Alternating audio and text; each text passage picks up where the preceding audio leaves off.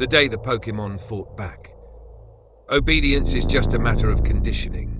That's what they always said. Trainers, sponsors, corporations, everyone believed that Pokémon battled because they wanted to, because they loved us. But deep down, beneath all the friendship speeches and badge ceremonies, there was one undeniable truth. Pokémon fought because we made them. And one day, they stopped. This is the story of how it happened. The day the Pokémon fought back. Year 2094, the Apex League. Pokémon battles weren't games anymore. They were a global phenomenon, a billion-credit industry, with blood, sweat, and broken bones broadcast to millions. Gone were the friendly gym matches and heartfelt rivalries. Now it was all about ratings, violence, and profit. Pokémon weren't partners, they were assets. Enhanced with tech, forced through brutal training regimens, and kept in optimization facilities, designed to push them beyond their natural limits. No more camping under the stars or bonding over campfires. Just sterile labs, data-driven strategies, and chemical suppressants to ensure compliance. I was part of it. My name's Rhea Voss, a former Apex League champion. I wasn't a hero. I was just another cog in the machine, wielding my Pokémon like weapons in a world that treated them as tools, until everything fell apart. It started small. Reports trickled in from lower-tier arenas, Pokémon disobeying orders. Not out of confusion or exhaustion, refusing. Trainers laughed it off, calling it glitches in their conditioning programs. But it spread fast. By the time anyone realized it wasn't an isolated issue, it was already too late. I was mid-battle in the Colosseum Grand Apex, an arena packed with 80,000 screaming fans, lights blinding, cameras capturing every move for the world to see. My ace Valen, a sleek, cyber-augmented Garchomp, stood across from an opponent's Lucario. I issued the command. Valen didn't move. At first, I thought it was a malfunction. His neural implants were state-of-the-art, designed to optimize reaction time. But he wasn't frozen. He was staring, right at me. Not with the mindless focus of a trained battler. No, this was different. There was hate in his eyes. Then, without warning, Valen turned, not toward the enemy, but toward me. The crowd thought it was part of the show.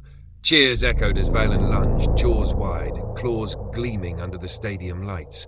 I barely dodged, his talons ripping through the ground where I'd been standing seconds before. Security rushed in. Other Pokémon released to subdue him, but they didn't fight him. They joined him. Chaos erupted. Pokémon all over the arena turned on their trainers, tearing through metal, flesh, and bone with the same precision they'd used in battles. The audience's cheers turned to screams. And above it all, Valen stood, blood dripping from his claws, staring at me with the same look I'd seen in countless opponents, a predator studying prey. The fall of the Apex League wasn't the end. It was the beginning. Within weeks, it became clear. This wasn't random rebellion. Pokémon were organizing, coordinating in ways no one thought possible. Species that had no business cooperating were working together.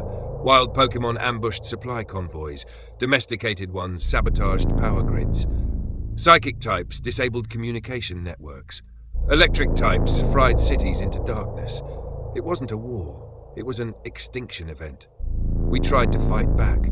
Trainers across regions rallied, believing they could reclaim control, but our commands meant nothing now. Pokeballs stopped working properly. Some refused to open, others opened to reveal nothing inside. Just empty shells, as if the Pokémon had willed themselves free. The very creatures we'd built civilizations around turned against us. I spent months hiding in the ruins of Saffron City, surviving off scraps, haunted by the memory of Valen's eyes. The towering skyline was nothing more than skeletal remains, overtaken by vines, nests, and the distant cries of Pokémon reclaiming the land. One night, while scavenging, I was cornered. A pack of mighty hyena surrounded me, growling low, eyes reflecting the pale moonlight. I knew it was over. No Pokeballs, no weapons, just me. But then I saw him, Valen, older. Scars etched into his scales, one eye clouded white. He approached slowly, towering over me, the same hatred burning beneath the surface. I didn't beg, I didn't run. I just whispered, "I'm sorry." And for the first time in my life, I saw something shift in his gaze. Not forgiveness, not understanding, but something worse, pity. He turned and left, leaving me there, broken, hollow, and painfully alive. Now, I write this from the shadows of a world that no longer belongs to us. Cities are gone. Pokémon roam free. The last remnants of humanity hide in scattered enclaves, afraid to speak the names of the creatures we once called partners. They weren't partners. They were prisoners.